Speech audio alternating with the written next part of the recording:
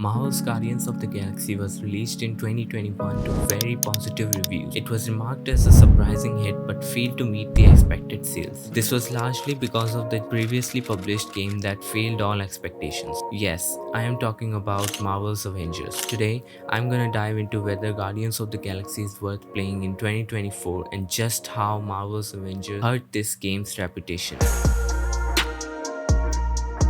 So, what happened to this game? To answer that, we have to first talk about Marvel's Avengers. It was released in 2020 and was a complete disaster.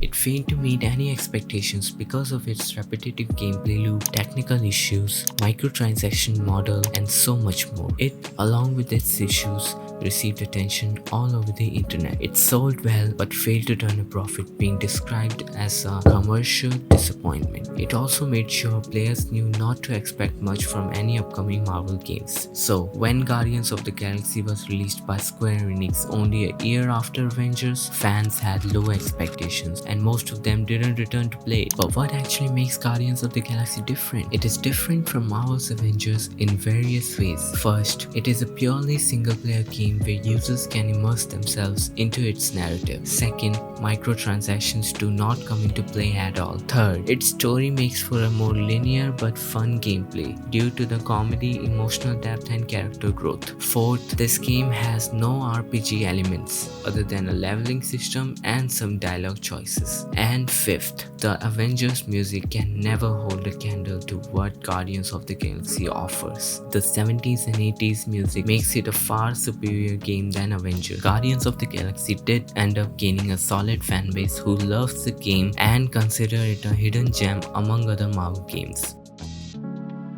Now to the important question, is it worth playing in 2024? Let's start with the story. It is about friendship and learning to work and grow together. It is made in a chapter-based level system and follows the recently formed Guardians of the Galaxy. The members have to learn to trust each other. It is a story that depends heavily on character growth. It all starts with a simple find and it ends in a climax that feels just like a Marvel movie. Oh, why's the Novanet still up? Thought we were going in.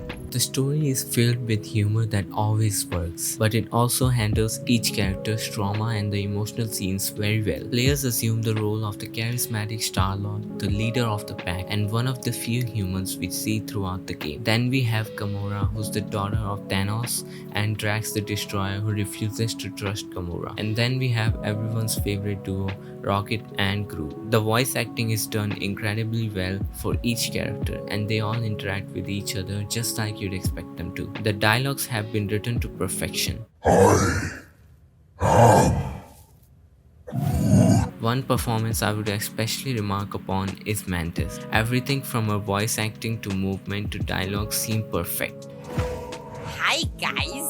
The combat system is simple but fun. You only get to control Star-Lord in combat, but you are given access to the Guardians' abilities, with each having their own different style. Drax's abilities specialize in staggering enemies. Gamora deals high damage to a single or few enemies. Rocket deals explosive damage to a large group of them. Groot is the most defensive one. He provides support to the player and heals them. At the heart of the combat system is Star-Lord's elemental blasters that upgrades itself as the story progresses. Overall, as described by IGN, it is nothing innovative but very fun. There is, however, a negative to the combat system, but not when you're on foot, but when you're in the sky. The spaceship fight that only comes up once throughout the whole game can be a bit annoying. The music is where the game truly shines. It features an amazing 70s and 80s soundtrack that will make you fall in love with this game. It plays a huge role in shaping the atmosphere. In addition to the licensed music, it also features original tracks made by Richard Jacques. The atmosphere is vibrant and colorful, transporting the player to a visually stunning universe filled with diversity. From the neon-lit streets of Nowhere to the icy sheets of Maklu 4, each environment has been carefully created created to amaze you. The graphics are very impressive and create the atmosphere. It has great attention to character animation and expressions to make sure each character's personality shines through their movement. When you look at Rocket, you can see his mischievous personality, or when you look at Groot, you can tell he's innocent. It makes the game feel very alive. Overall, I would recommend for you to try this game. It is a very story focused and character focused game that from beginning to end just feels like a movie. The humor always sticks and the dialogue writing is genius. And it is also not a long game. It only takes about 20 hours to complete each chapter of the game. And it took me personally only 30 hours to platinum the whole game. As of 2024, has a 9 out of 10 rating on Steam and tons